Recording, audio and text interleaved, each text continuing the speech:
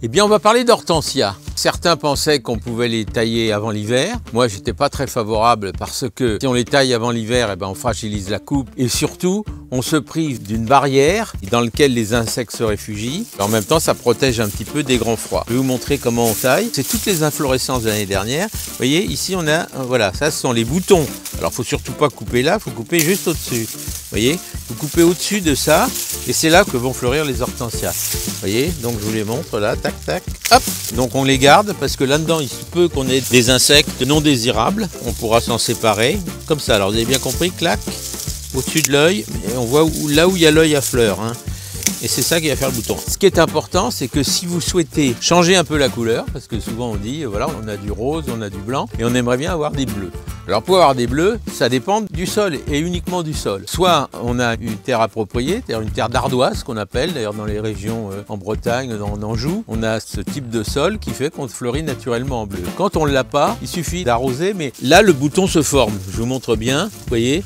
Donc à partir de ce moment-là, quand le bouton à fleurs va se former, hop, on arrose un peu avec du sulfate d'aluminium. Il suffit d'en mettre au pied pendant toute la période où se forme le bouton et où il va fleurir. Et là, on aura une coloration bleue après. Alors surtout, j'insiste, pas de cendre et pas de calcaire au pied. L'hortensia s'adapte assez bien à tous les sols, mais il aime quand même les sols un peu acides. Hein. Alors c'est pas comme les rhododendrons ou les azalées qui eux, c'est complètement exclu d'y mettre autre chose que de la terre de bruyère. Mais vous voyez, ici on a un camélia, je vous le montre en même temps puisqu'on est sur place. Eh bien, vous voyez, on est aujourd'hui le 6 février. Je voudrais quand même vous montrer qu'il est couvert de boutons et il est même en fleurs, voyez-vous. On a des fleurs qui apparaissent. On n'est pas non plus à l'abri des déjeuner matinal, surtout qu'il est planté quand même au nord. Et je crains que, comme chaque année, il ait quelques coups de gelée. Bon, je mettrai peut-être un voile de forçage, c'est parce qu'il a une exposition qui est assez fragile, mais sinon, il fleurit bien, il est plein de boutons. Donc, avec un peu de chance, je vous le montrerai dans quelques temps quand il va s'être un petit peu coloré davantage. Précision, je l'avais déjà dit dans une précédente vidéo que j'avais faite sur TikTok,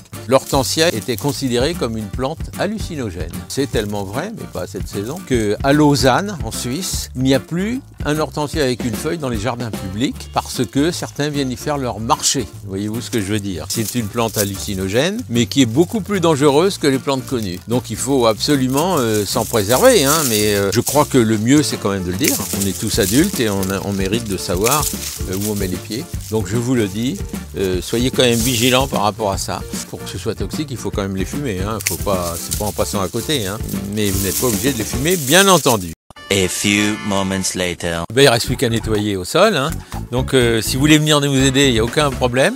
Vous êtes les bienvenus. Sinon, ben, je vais le faire. Hein. C'est pas un problème. Hein. Donc vous voyez, tout est taillé, comme on l'a dit, à la hauteur. Moi, ça me paraissait bien comme hauteur. Mais si vous les taillez plus court, c'est possible aussi. Voilà, donc, et n'oubliez pas de vous abonner et surtout d'activer la cloche pour avoir de nouvelles vidéos. Bon courage!